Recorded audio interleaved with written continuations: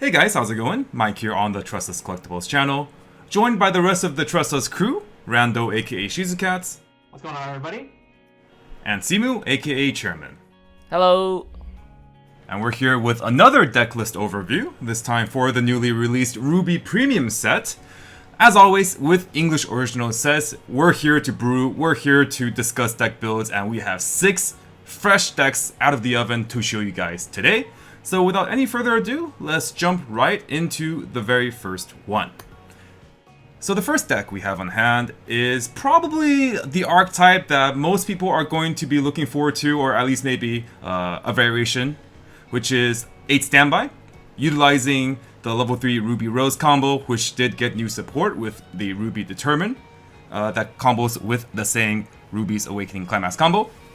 This particular build runs a 4-1-3 split line, kind of like an experimental line.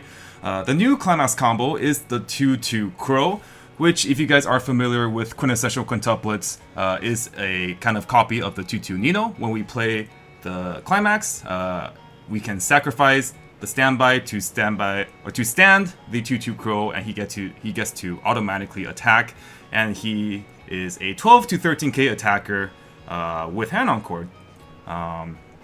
So that's a very strong level 1 play. Our third Climax combo is a cheeky 1-1 line of the level 3 Pure from set 1. Just in case our opponent decides to play a bit carelessly, maybe through usual play patterns, they leave 1 card left in their deck. We're gonna use that Pure Climax combo to just shuffle 5 cards in their deck and basically win the game for free. But a lot of the new cards from Premium set really boost the 8 Standby strategy that we have here compared to the set 1 comparison. Obviously, the top end is a lot stronger now with RWBY being able to stand our characters for multiple attacks after RWBY Rose's tap self effect. But also the early game and the mid game are a lot stronger as well. We have a new standby target in the 1-1 Tyrion, 6-5 during our turn, and he cannot be reversed by cost 0 effects. And then our level 0, we have a notable new clock advantage card, the Nora Riki. On play, pay 1, clock herself, search for a deck for a level 1 or lower, add to hand. And then also on play, discard a Remnant to draw a card, which is really useful because we can discard our standby targets, throw them immediately into the waiting room, and then be able to stand by them out that same turn. There's also a new Brainstorm, the level 0 John Brainstorm, a tap self, top check 3, add 1 Brainstorm, which also has the effect when we play a Climax, we can give a character the Crush effect, so we can, on attack, top check up to 2 cards, leave 1 on top, discard the rest. So it helps us either trigger clean or maybe even trigger more standbys. Overall, this deck is quite similar play pattern wise to Nino from set 2, if you guys are familiar with that build. The level 1 standby target is the same, the level 2 Climax combo is the same. And it kind of like the Nino build, it kind of feels like you're playing sort of 1k1 deck without actually playing a 1k1 deck. We have a lot of soul triggers, we have very proactive plays, and we can start attacking with big 2 soul beaters immediately at level 2 through Crow's Climax combo. We also have the new level 0 Crow, which allows us to give extra soul. He can bounce back to our hand on stage when we play Climax to give a character 1 soul. And then RWBY already had a lot of premium level 0 options in the first place to support standby, like the level 0 Sun Wukong, 4k beater that potentially nets us a +2. The James Ironwood filter, double filter is probably one of the best filter cards in the game. And obviously the Pyrrha, which we have to run for the level 3 RWBY, but she's also just innately a good card. And then rounding out our level 3, we have a couple of tech cards. Level 3 James to bounce the character on play, so we can bounce annoying cards like 2-1 Shuna to remove hexproof from our opponent's board so that RWBY can actually target our opponent's character and clock shoot them. The level 3 Neapolitan so that we can summon characters from our opponent's waiting room so that RWBY has targets to clock shoot, as well as being able to salvage a Climax on play so we guarantee to have that standby in hand. And obviously the level 3 Salem. No deck can go without stock swap in this day and age, and this deck is no exception, but she also has a pretty cool secondary effect of being able to pay 1 to mill the bottom 5 cards of our opponent's deck and burn X equals the number of Climaxes. So that's about the general idea of this deck. What do you guys think about the concepts here or any of the cards involved? Yeah, I think the standby list looks really good. Obviously, really similar to the standby Nino Quince deck from the set 2 at least, right before they got the newer stuff. I think a card that I really want to highlight how good it really is, I think, is the level 3 Pura. So this card was pretty underrated even back when RWBY was first released, but towards the end of like the right before COVID, there was like, or during the start of COVID, there was a few online BRO tournaments, and a number of RWBY lists that made it pretty far in those tournaments actually were playing this combo at a very similar ratio. And I think the surprise factor of the shuffle back 5, if a player doesn't respect it, they could end their turn with 1 clean card in deck and then just proceed to just absolutely get hosed by the shuffle back 5. So I think that threat is really strong in a deck like this. And also the Pura's global 1500 power in the front row is really valuable, because outside of that, we don't really have a lot of on-field power, or like we can't really fit like level supports in a deck like this. So the Pura being able to buff our board, and specifically the 2/2 crows up to 13/5 offensively, I think is just really good. And yeah, overall I think the Pura and also the Salem are kind of like the X factors in a list like this, compared to something like Nino Quince, where they don't have access to these tools. So if depending on how well you can leverage these tools in certain matchups, they'll be the big difference makers. And the thing that I mainly want to highlight about this deck is the differences between this iteration and what 8 standby looked like prior to the premium booster. So as we saw, there are a plethora of brand new options to use at level 1 between the 2/2 Crow combo and the 1/1 Tyrion. Previously, on some of the other 8 standby lists that we've seen from like the previous set, like if we remember like Cody's list, where he played 8 standby, he was just running like a bunch of just like small dudes at level 1 with like Adam Taurus and like uniform Pura Bomb. But now we actually have bodies that can reliably stay on the board and kill things. And I think that that is a really, really strong new aspect about this deck. And then the other main thing that I want to highlight is the power increase in the finisher line. Previously, RWBY Rose, if you just have like triple copies of RWBY, it's just like you have 3 burn 3s and 3 clock kicks, which is like those burn 3s basically equate to what would have been the attacks anyway, right? So you're not actually getting very much increased damage. You're basically just getting like 3 clock kicks. However, if we look at the new edition of the level 3 RWBY, we have the ability to get up to like 5 attacks in a single turn in addition to a couple clock kicks. So it significantly increases the floor of the finisher line. And then with the other tools that we have in the deck, such as the Salem level 3 to increase our lethal potency, I definitely think that we have a lot more firepower compared to what we used to have. And a quick question that I have for Mike. So in this list, the entire finisher line can be achieved with just 6 stock. You just play your 3 RWBYs and then you play the climax and you go from there, and you don't really need any stock after that. That cost can be made even cheaper if you're able to standby out additional copies of RWBY while still like at level 2 prior to your finisher turn. This finisher turn could potentially be augmented by multiple copies of Salem. So do you think that potentially maybe trying to run more than 1 copy of Salem could be a potential option?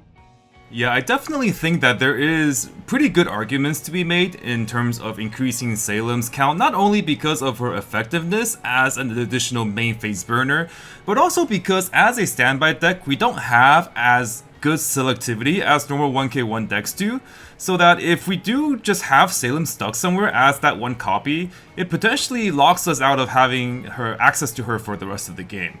So because Salem is so flexible, I definitely can see her at a 2 of. There is a bit of like space contention, so maybe I think like maybe we can run 1 less early play healer, or if we opt out of the Pure level 3 package, we can just put that into Salem instead and run a 4/4 climax line, but definitely a great idea. For our next deck, we have another take on the RWBY top-end standby combo, but this time we have a familiar face at the level 1 game. We have the level 1 John combo. Simu in particular is very excited about this particular archetype, so I'll let him take over and tell you guys what this deck is all about. Yeah, for sure. So unfortunately this time around I wasn't able to go down to record practice games and the openings with the rest of the team. However, I did recently pick up my playset of RWBY Set 1, And what's really cool about RWBY Premium being reprints of effects and other sets, the two most prominently featured sets in this deck are Assault Lily and Data Life, and I've played both those decks to a high degree, so it's kind of like I have a lot of experience playing the deck without actually having played the deck. And so on the finishing side for this deck, it looks really similar to the previous list. Basically, the only difference is the addition of level 3 Cinder, which when played from hand, you can discard a card and both players send their waiting rooms back into their decks. So you perform a refresh without having the refresh resolution or refresh penalty. And I think this is just a really good on-play effect to combo with the Salem. In a deck like this where you have a little bit more selectivity with the choice trigger and stuff like that, you can more reliably get this 2-card combo. So you Salem to put their stock into their waiting room, and if their stock is all clean, then you can play Sender to shuffle all those clean cards back into their deck. A pretty good decompression tool. But the main difference between this deck and the 8 standby deck is before level 2. So at level 1, we are playing the John combo, which was by far the most popular combo during RWBY set 1, and for a very good reason. This combo is insane. I think this combo, even to this day, is still like one of the best level 1 combos in the game. So John by himself, even without a climax combo, on attack he can assign 2000 power anywhere, and that kind of flexibility and power boost is really impressive, right? He can make himself be a 6k attacker, or he can boost another attacker. You can have 2 Johns pump a single lane up 4k. That's really good.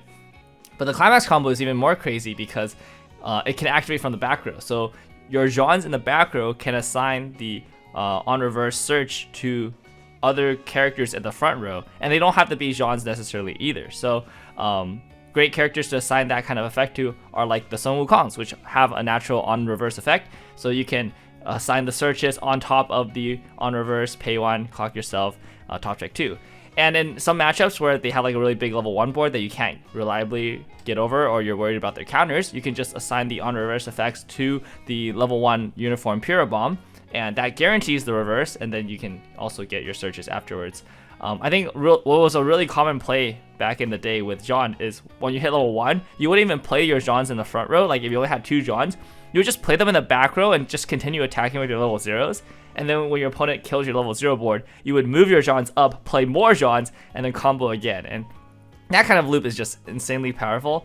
And with the addition of the choice trigger, giving you a little bit more selectivity, and also the raw power of a 1k1, I think that's where it gets a lot of advantages over the standby build.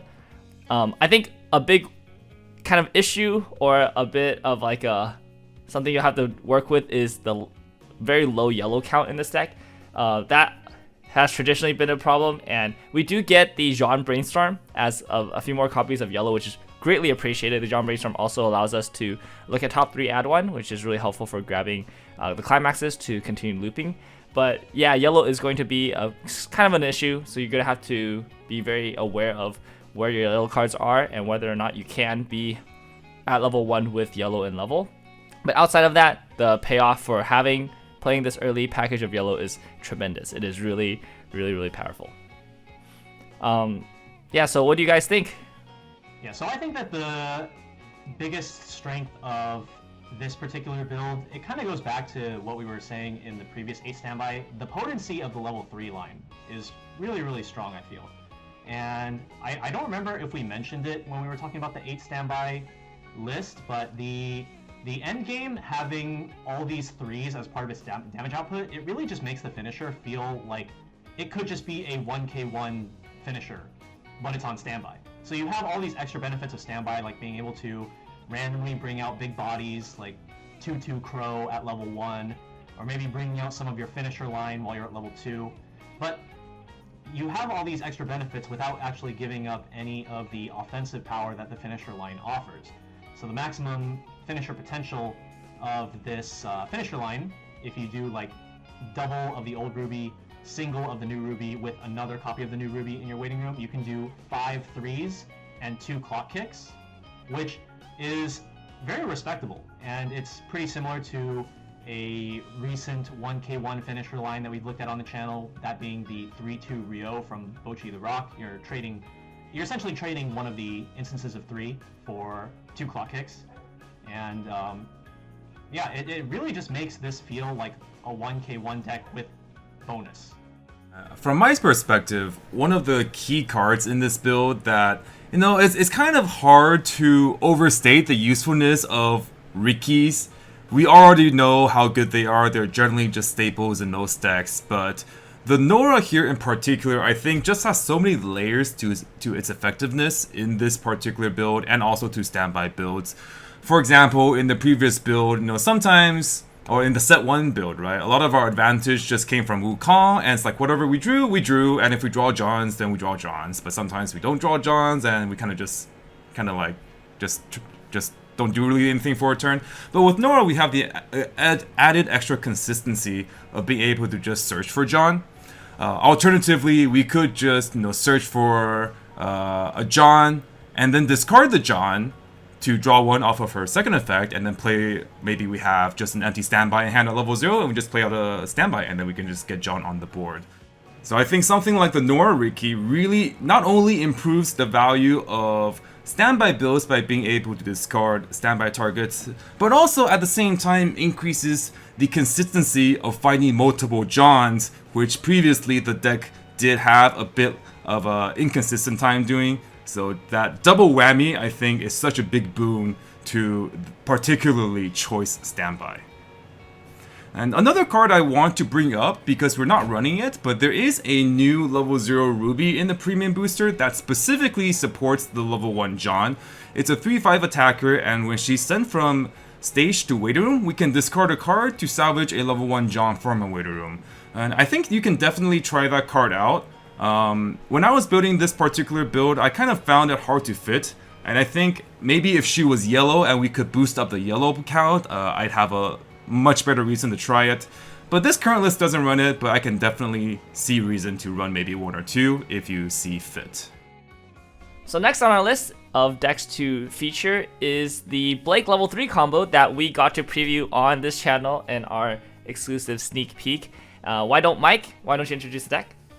So this deck is utilizing the new level 3 Blake combo alongside the trial deck combo, which is a dual combo between the level 1 Ruby and the level 2 Weiss.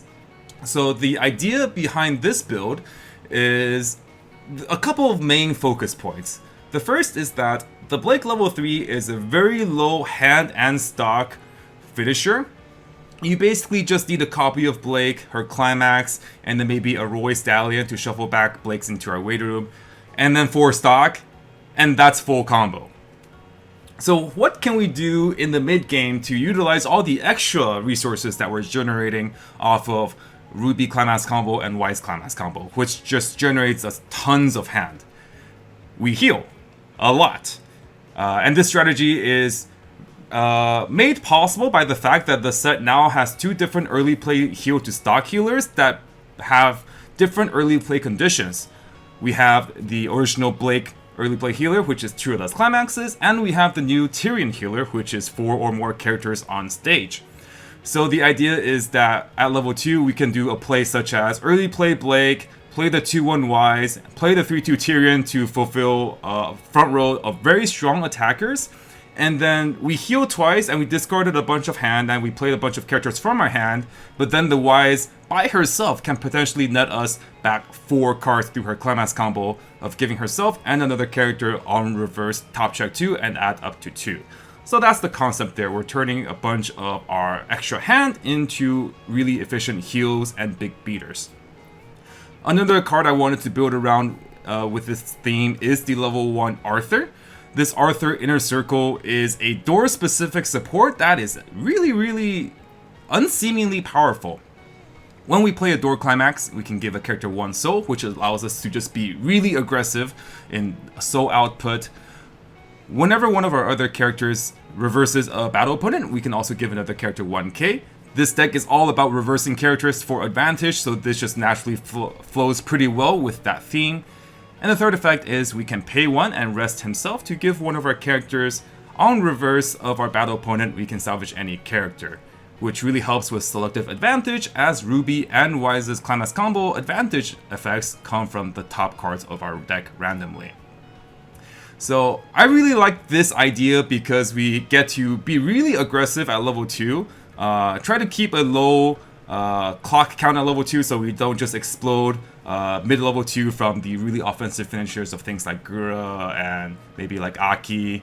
We can choose to decompress quite a bit just by spending our resources very efficiently, and at the same time we always have a very easy level 3 game plan to go to with the level 3 Blake. Some other cards of note that are from the new premium set. We have the level 0 Weiss Fukujiro. On play or on attack we can give a character 1k, and on death we can discard a card, top check 4, add up to 1 level 1 or higher card. This is our level 0 filter and hand, or this is our level 0 hand filter and deck building option of choice compared to the level 0 Pura, just because she's blue and we do need a bit more blue to pad out our blue count for the deck. So that's the kind of general idea about what I went for building this deck. What do you guys think about the concepts and the cards here? Yeah, I think one thing that really is really nice about this list, and in my experience playing with the RWBY and Weiss climax combos, is that they add a ton of hand, and to the point where like it's really easy to go overhand, especially with the 2 on Weiss combo. Like I've had games where you play RWBY, you play 2 on Weiss, you climax combo, and now all of a sudden you have 10 hand. There's like, what am I doing with all this hand? So I think it's really nice that both of the early play healers, both the Blake and the Tyrion, healed a stock by discarding hand. So you feel really comfortable just going down to low hand and then getting it all back with the climax combo, and still like getting kind of like maximum resource efficiency with all of these effects together. I think that's really good, and it incentivizes players to kind of play for that angle. I think another thing that is interesting about the Blake, especially the finisher Blake, is that it costs very low resources, both hand-wise and stock-wise. So I think in this deck you're optimizing for putting all that extra hand towards the early play healers. But another angle that you could optimize for is just generating a lot of extra stock, and then on the final turn right before going for the Blake finishing combo, just like chain looping Salem's, as many of them as you can fit in a single turn, and then just going for like a ton of Icy Tail mills right before and like stock swap and stuff like that. So I just think that the Blake gives a lot of flexibility in both directions, and I'm excited to see how different players cook with this climax. On my end, I think that the climax lineup is something that we can highlight here. The fact that you want to be repeatedly utilizing the level 1 door combo as you go into the mid game by using the 2-1 Weiss combo as well. You do want to be playing a Pants climax in order to continue getting that climax back, and the fact that the Pants climax is also just on color with the 2-1 Weiss that you're playing already, it basically just kind of sets up the deck for this sort of framework, and makes it pretty easy to just repeatedly utilize those climax combos throughout the mid and late game. Now that being said, both the RWBY and the Weiss do have a little bit of issue with finding specific cards, because the RWBY you only get to look through the top 4, Weiss you're just adding whatever you hit off the top 2 off the top. And so I think in that respect, this new Blake level 3 is also a great choice for the deck, because you don't need multiple copies of her in your hand in order to do your finishing turn. In fact, you actually don't want multiple copies of her in your hand. You want just one copy so that you can play that, pay 1 for the effect, and then loop into all of the other copies. And so you basically, all you really need for your late game is 1 copy of the Blake, Roy Stallion probably to shuffle back copies, and then the climax itself. And then the rest you can just use on spamming more heals, spamming more Salem's, and yeah, I think that just the overall package works quite well together. So the next deck we have to feature is another variant on playing doors, but this time we are going back to the villains. If you guys are longtime viewers of the channel, this is going to be a familiar climax lineup to you, because Randall actually brewed 8 door villains for one of our deck building exercise videos back when RWBY Set 1 came out. But this time around, the villains have a lot more fun toys to play with. So Randall, why don't we take a look at what's in this new updated version? Sure. So without any new door climaxes to work with in the premium booster, we are still working with the original 2 villains door climaxes from the first set. At level 1 we have the Cinder, which is like a 1-card cigarettes, so I guess that makes her half of top. And then our level 3 is the Cinder, which is 8k base, 11k if you have Amber, Fall Maiden in memory. On play heal and climax combo. On reverse, you deal 1 damage to your opponent, and then top deck the opponent's reverse character, which I guess makes her half of Azula. And in the first deck, or in the first set iteration of the deck, there were quite a few issues that were filled up quite nicely with some of the new support cards from the premium booster. There's a very self-contained villains package that has a lot of door support cards, one of which we've already seen, which is the level 1 Arthur Inner Circle. So that card synergizes quite well with all of the door stuff that we're trying to do, especially with the additional 1k power that he gives upon reversing an opponent's character. The fact that the Cinder climax combo at level 1 is quite weak at only 6,000 power even after climax is a bit disappointing, leaves a lot to be desired, and the Arthur helps shore up that weakness quite well. Additionally, Arthur's other effect that lets you pay 1 and rest himself to give a character on reverse salvage gives you additional selectivity and also allows the deck to just constantly have a lot of cards in hand, and you might even be able to skip clocking in order to just get all of your advantage from things like triggering doors or using Arthur's effect. Now, if you do skip clocking, that does mean that you might have a bit of trouble getting climaxes into your hand in order to utilize your climax combos, but we do have another new card from the premium booster that helps shore up that weakness a little bit, which is the level 1 Hazel Inner Circle. So this card has an on-deck Comey effect, letting you look at up to 4 cards from the top of your deck for a door climax and add it to your hand, and if you add a card to your hand, you discard a card. So this card is really great for just allowing you to flexibly mill through your deck without any real downside, and just allowing you to grab those door climaxes to continue comboing. For our level 2 into level 3 line, we do have the new Tyrion early play, which we have seen in some of the previous decks, and 11k offensive body that also is an optional memory kick, and also with the on-play discard hand to stock allows you to use some of that extra hand that you might be generating in order to turn it back into some of your resources.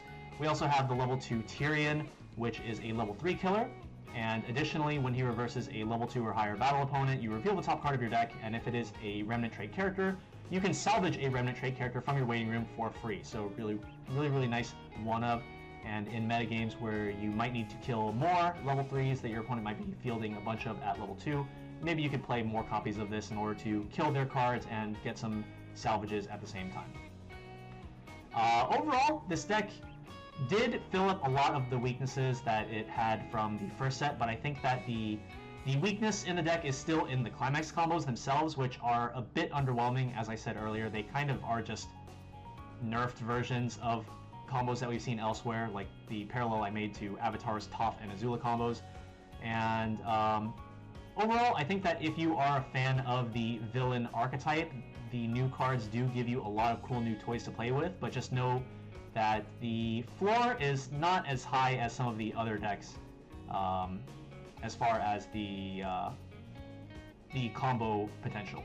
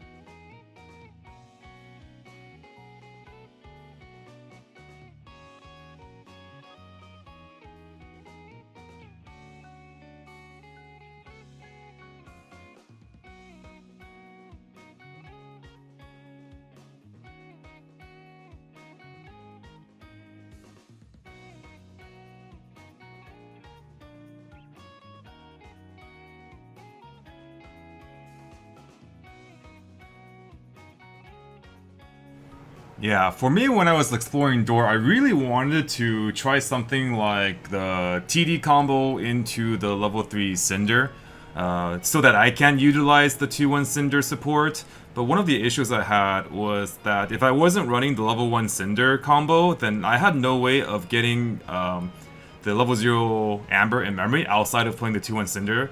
And it's not a card I want to play in every matchup because sometimes the matchup I won't need the power. But if I'm playing the level 3 Cinder combo, I still have to play the 2-1 down anyways. And especially since there is a new back row now in the 1-0 Arthur, that just kind of conflicts. But in this build, you don't really have to worry about that because the level 1 Cinder combo will just send an Amber herself as well.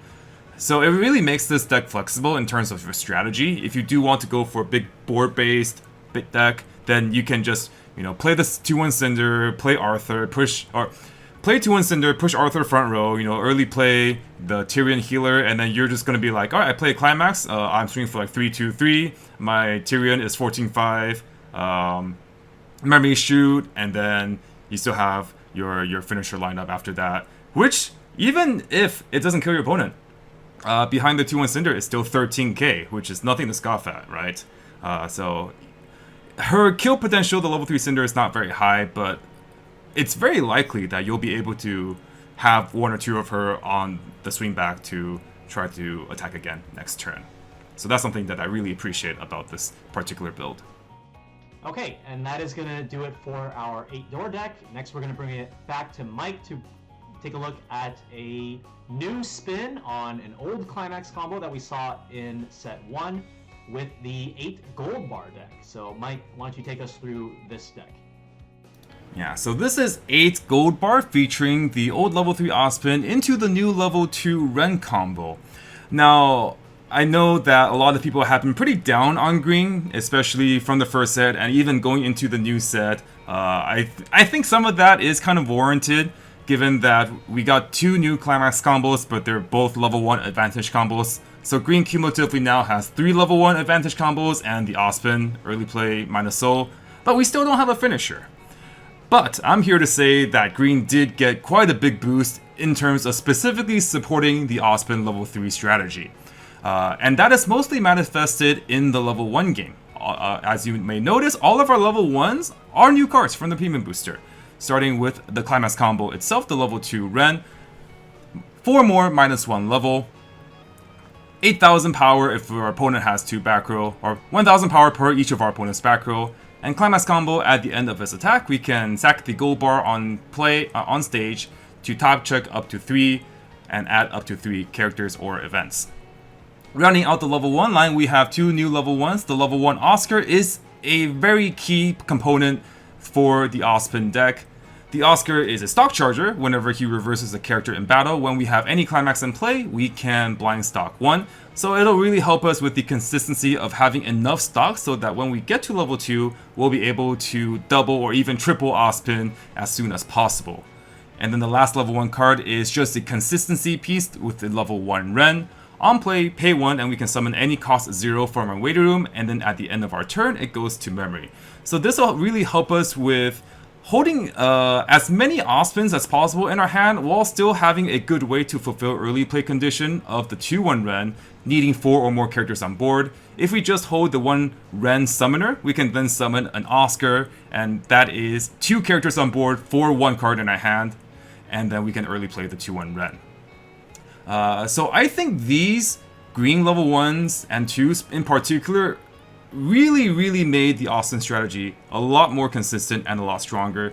Mostly highlighted due to the fact that Ren by himself is a card that can get multiple cards of advantage, so that we can use the rest of the slots on our front row to gain even more advantage in the form of stock generation with the level 1 Oscar. And the last thing I want to point out in this deck that really accentuates how much better Osspin got as a overall strategy is actually a fairly unassuming card in the level 0 Belladonna Parents. This is a front 500 card, 500 assist to all of your characters in front, and then when one of your characters is sent to the waiting room from stage, we can send this card to our waiting room to bring that character back in rest. So this is really useful to save our level 3 Osspin from just being overpowered.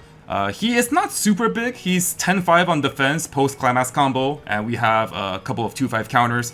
14k is something that can be scaled in this day and age. especially if our opponent knows our strategy that we need to have Ospen on the board as many turns as possible.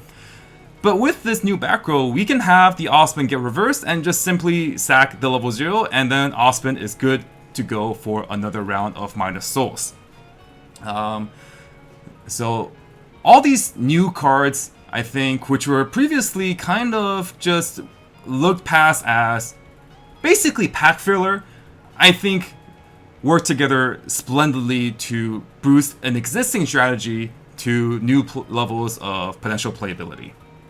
What do you guys think about this 8-bar deck here? Okay, yeah, so one thing that I think is really neat about this deck with the new premium booster cards is that some of the synergies and packages that we see in this list parallel some that we've seen from other decks, some more successful than others, but I'll get to that. The main synergy that Mike highlighted towards the end of him talking about the deck was the level 3 Ospen working with that level 0 Belladonna Parents, being able to pseudo encore to make sure that Ospen stays on the field. This is the sort of thing that we've seen in other decks that like to early play a card that can just generate a ton of value over multiple turns. So some other examples that we've seen of decks like that would be Ichika from Quintessential Quintuplets, being able to bring out that early play combo that searches cards from deck and puts them to hand to stock, or hand and stock. They would use the back row level 0 Ichikas to keep those around if the opponents were able to get over those. Another one would be the level 0 or level 3 Sora and level 0 Sora from Hololive, which is a combination that was actually put on the Japanese restriction list for Hololive. So that sort of combination of effects has proven to be strong in the past and continues to be strong even in this deck, even though the secondary effect of the pseudo encore back row card is just very ordinary at just an assist 500. Another package or strategy that we have seen elsewhere is the usage of a level 2 climax combo that can basically generate an entire turn's worth of advantage, alongside other cards that can continue to just generate even more advantage, where we have the Ren level 1 Ramorous as well as the Oscar Stock Charger here.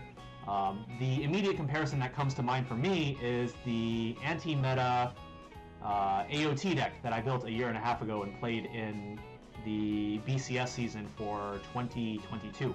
That deck used the Zeke early play level 2 combo to generate advantage alongside other level 1s such as the Colossal Titan level 1, which could potentially get you a card even without needing a specific climax combo. And then in that deck in particular, I also wanted to run it alongside the level 1 Connie that could anti-encore to counter meta threats at the time. But in this particular version of that sort of package, we're basically just running pure gas, pure advantage. And I do think that taking packages that you have seen successful elsewhere and putting them into another deck is definitely one way that you could potentially see success in Weiss Schwarz, and a way that you can approach deck building something that you have never touched before, which in this case, the RWBY Premium Booster, these cards being completely brand new to everybody, is kind of the approach that we were taking in this list. Yeah, I really like the level 1, or I guess the early play Ren combo. It's actually a combo that's pretty near and dear to both Randall and my hearts. It's actually just the Tamaki from Idolmaster Million Live Volume 2. And that deck especially, I really liked it because it was an 8-win deck and it features some of my favorite characters from that franchise. But what I really liked about the deck when playing it is the fact that you only need one copy of the 2-1 to get your full combo off. So the rest of your board can just be whatever you want. And in the most optimized boards, it would be, you would have the 2-1 Ren and 2 Oscars, and you would just get a bunch of resources. But it also means that on the flip side, if you're having a really bad game and you hit level 1 and you only have the 2-1 Ren, well, you can still full combo. Your other 2 attackers can just be random level 0s, or just cards that are still on your board, or just even utility cards that you're playing just to try to fix your game state, right? But the Ren just allows you to full combo off of one card, and I think that's really, really powerful. The floor of that kind of combo is so high. It's really nice. And then other cards that raise the floor of this deck as well is I think the 2-1 Nora Childhood is also a really great card, because it's really often with decks like this where you're all in at level 2 on a specific board setup that also requires a climax combo, is that you play like your first 2 Ozpins and you're like, oh no, I don't have the gold bar. What do I do? Do I play this third Ozpin and hope and pray I draw the gold bar? But I think the Nora can help you hedge against that by, you can play the Nora first and then you get an extra draw 2. You don't even waste the stock because the Nora refunds you the stock. And if you draw into the gold bar, then now you're very confident in playing your third Ozpin, knowing you can triple combo. And then the Noras also help you discard extra gold bars. So again, all these cards that we're playing to raise the floor of a deck like this, I think is really invaluable, because there are a lot of ways a deck, an 8 gold bar deck especially, can just have bad games. And there's a lot of tools in this deck to alleviate those bad games and make sure you're at least able to do what you want to do. Yeah, so with that being said, considering the fact that this is an 8 gold bar deck, you do have potential to flood especially hard on climaxes. Obviously, when you get into like the mid game and you start playing your Ozpins, this is not really as much of a problem because you would like to be slamming gold bar every turn and you're reducing incoming damage. But in the early stages of the game, I could definitely see this being a potential problem, especially with just taking a look at the zero lineup. Not a whole lot of ditch outlets. It's basically just Pyrrha, which you can't even discard a card during your main phase. There's nothing like a ditch climax salvage. So how much of a potential problem has this been, Mike? Yeah, so it's mostly a huge issue once you go into your level 1 climax combo turn. At level 0, at the very least, you could, if you open a bunch of climaxes post clock phase, or post, like draw phase, you could just clock them. And it's not too bad to hold, obviously we're holding a Ren bar. Even holding 2 Ren bars is okay, or holding 1 Ren and 1 Ozpin. But the problems really start coming in when you go into your level 1 climax combo turn. There's a lot of RNG there. Obviously with the Oscar blind stocks, you could be blind stocking climaxes. Whenever you trigger gold bar, you're also blind stocking. And then if you have the 2-1 Ren, go through 3 cards and you see 1 or 2 climaxes, that's still also just RNG. And there definitely have been times where like I clock for a turn at level 1, I draw 2 climaxes, and I'm just like, well, I really hope I don't take like 9 next turn. If things go decently, you can still recover at level 2 with the Ozpin, draw 2, discard 1, get rid of excess climaxes, and his natural ability to mitigate damage is going to help you even if you have a very weak compression in your deck. But it can definitely be an early to mid game issue with the climax flooding, especially at inopportune times. So I definitely can see a deck building change to try to account for that with maybe something like James Ironwood, a card that we're very familiar with through these past couple of deck lists. Maybe James Ironwood to help our filter abilities. But initially, this was kind of the idea I had, is I'm just gonna roll with it. When I hit level 2, hopefully the Ozpins can just stabilize me from there.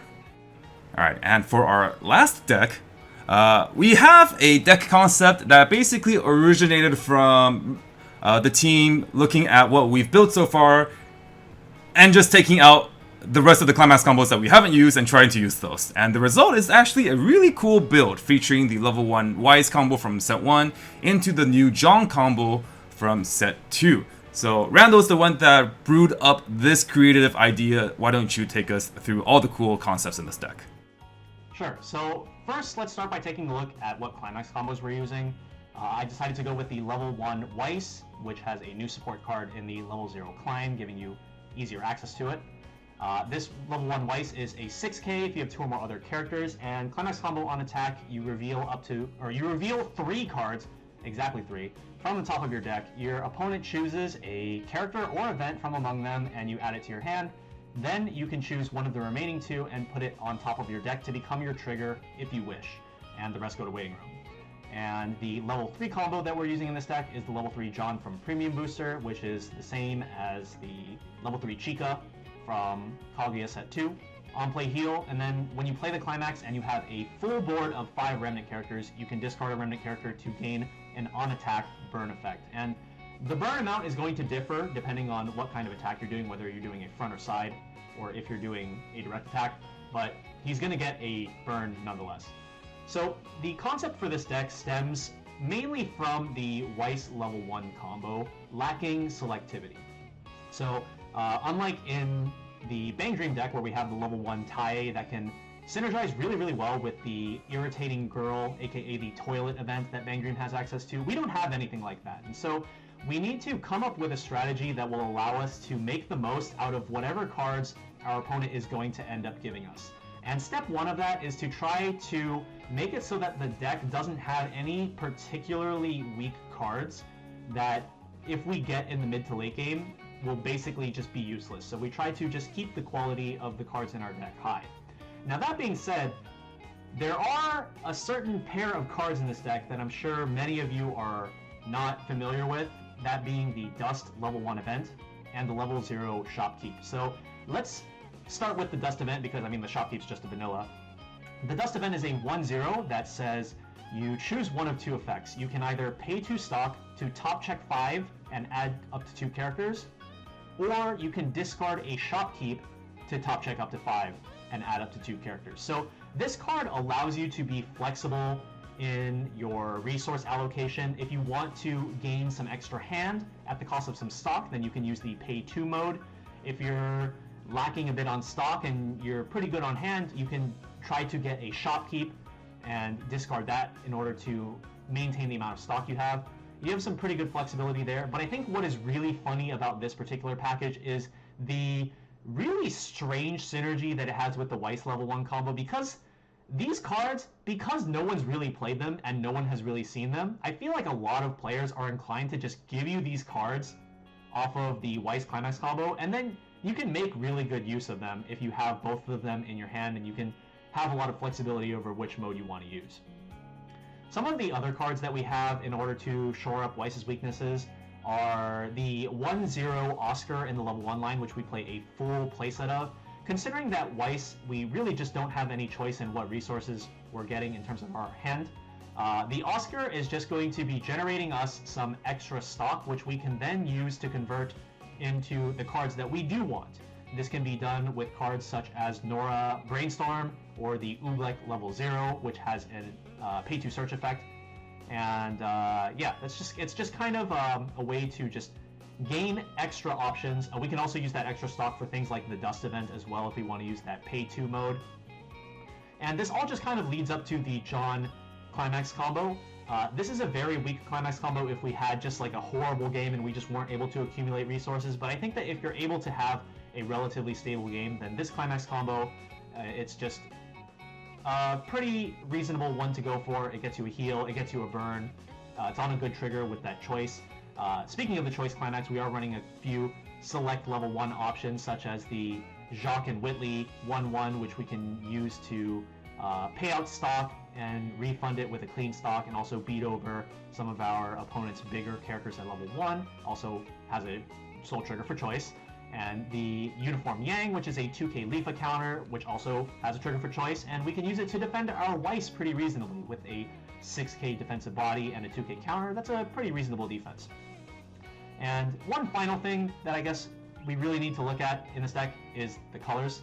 Some of you might have noticed by now that this is a 4-color deck. We are kind of taking a page out of the Uma Musume book, where they run like 2 copies of Stock Swap and like very few other cards in the same color as the Stock Swap, and it's just kind of if you think you need it, you go for it sort of thing. And so that is sort of what we're going for here in this build with the very small amount of red.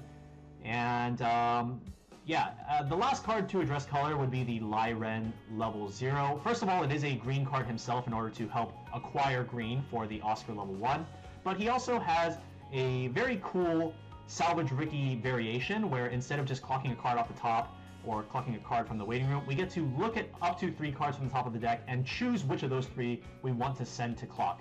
And then we do the Salvage Ricky effect. This not only allows us to fill up our waiting room with more targets to actually grab off of that effect, but allows us to choose which color we're actually putting into our clock in order to secure colors, as the color ratios in this deck are a little bit wonky.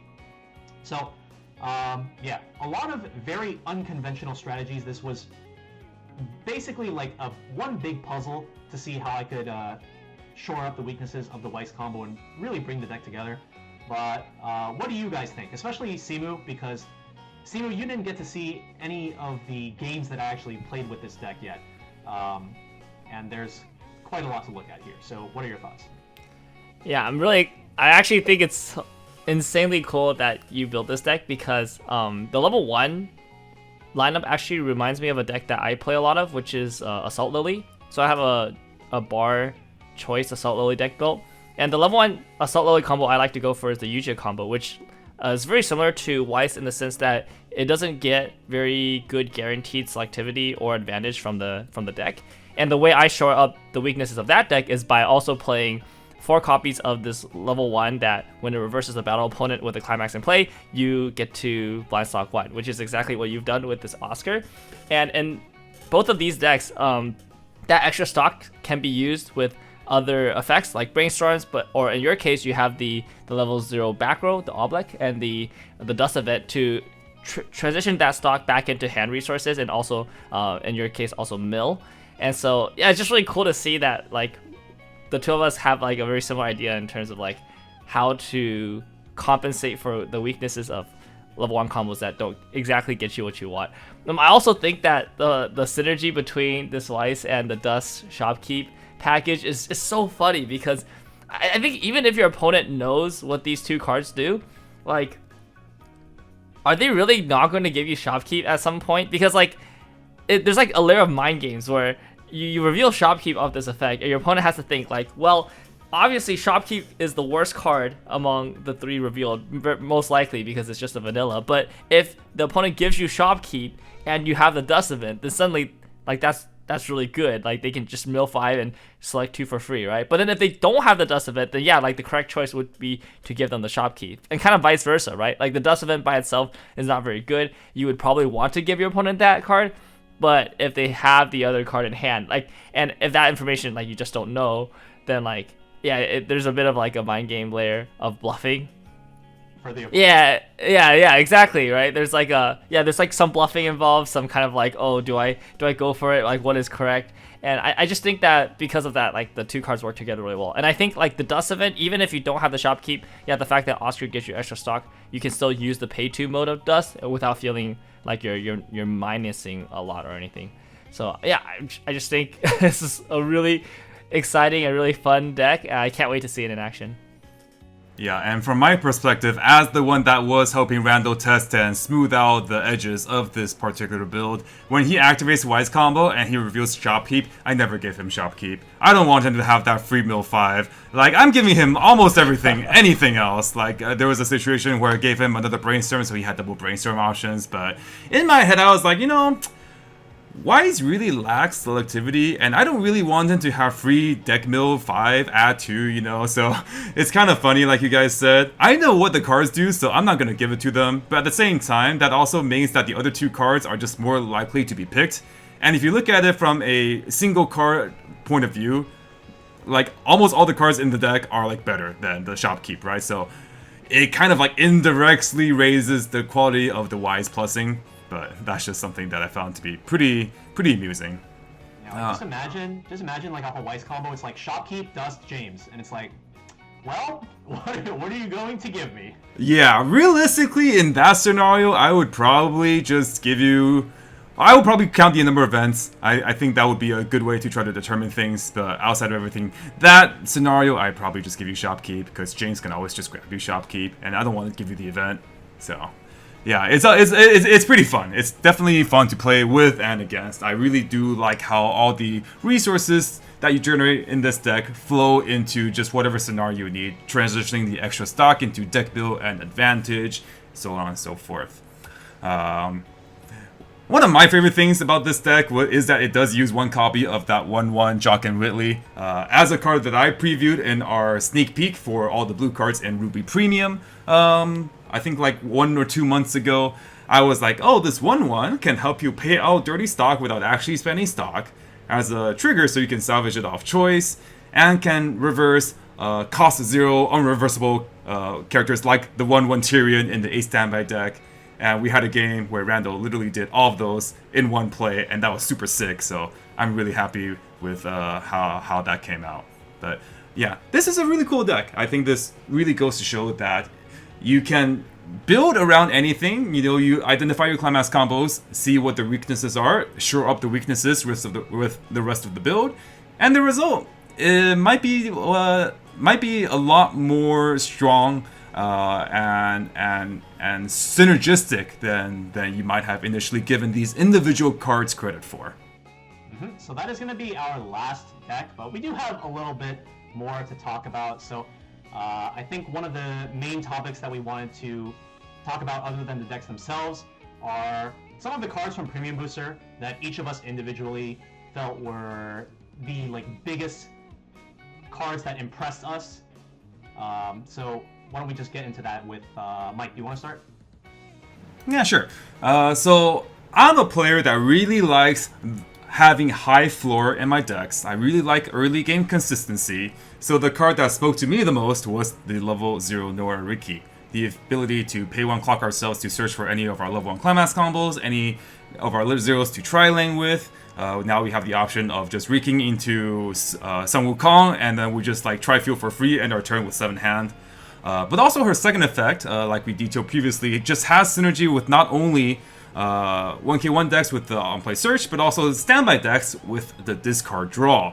So, especially since standby is looking to be such a good build with the level 3 RWBY, whether it's the 8 standby build or the choice build, or even other level 1 combos that you might try with standby level 3, the Nora is going to be so effective in all of those decks, and for that reason, I am a huge fan of this level 0 consistency piece.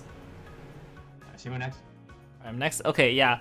I mean, I have to just answer honestly about the card that made me want to buy a full playset of RWBY Volume 1 when it was released, and that is the 3-2 RWBY Awakening. I think when I first saw this combo, all the neurons just fired in my brain, because I think the RWBY Rose finisher is a really strong finisher, even though it had a weak damage potential. It was only a burn 1 and a clock kick, but it was uninteractive. Your opponent basically has very little ways to deal with it, and it was guaranteed damage. And then the fact that this new RWBY, not only does it give you something to do in the mid game with extra standby targets, not only does it give you extra healers, but the combo between this new RWBY and the old RWBY, it works so perfectly, one being attack phase and one being climax phase, that it's just it's crazy, because when it was released, I didn't think this was a reprint of an old profile that already existed, because it just seems so custom fit for this RWBY, and then I think the math of the new finisher is actually really respectable,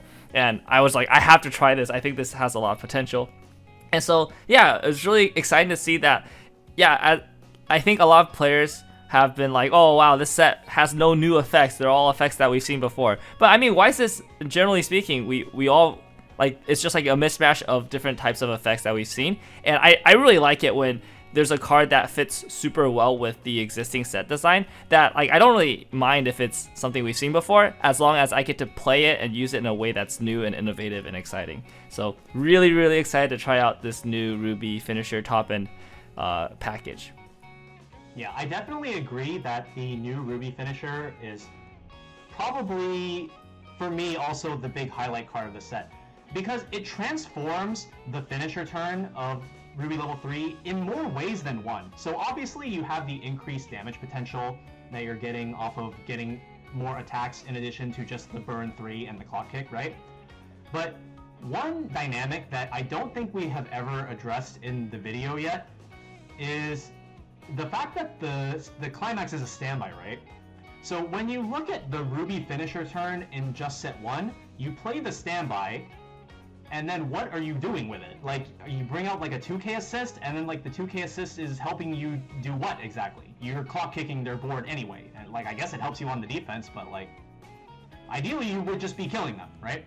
But in this deck with the new RWBY, it opens up this entirely new dynamic where you play the climax, you rest a RWBY because the climax combo is on climax placement, you clock kick their dude and burn them, and then you stand by the new RWBY over the old RWBY and get yourself extra restands once you go to start of attack phase. So it actually gives you something to do with the standby for the combo, and I think that the fact that the card just completely changes the dynamics of that level 3 turn in more ways than just affecting your damage output, it actually gives the climax a tangible use for that turn, I think makes it really, really cool, and one of my favorite cards in the set for sure.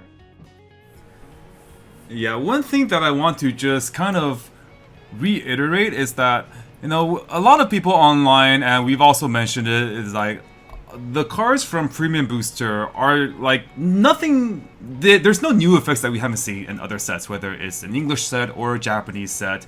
Now, even the level 3 RWBY, which seems like a custom card designed for the old RWBY, has been printed before. But I think throughout our discussions here today and all the different deck builds, hopefully we have highlighted the fact that it's not about having new effects, it's about having a particular set get new cards that work with old cards. And we just have to look at everything in context of all the available cards in this one card pool. And in that sense, all the different cards from Premium Boosters can be viewed in a much different light, because they're going to have different uses in RWBY compared to that card's equivalent effect in another Neo Standard set.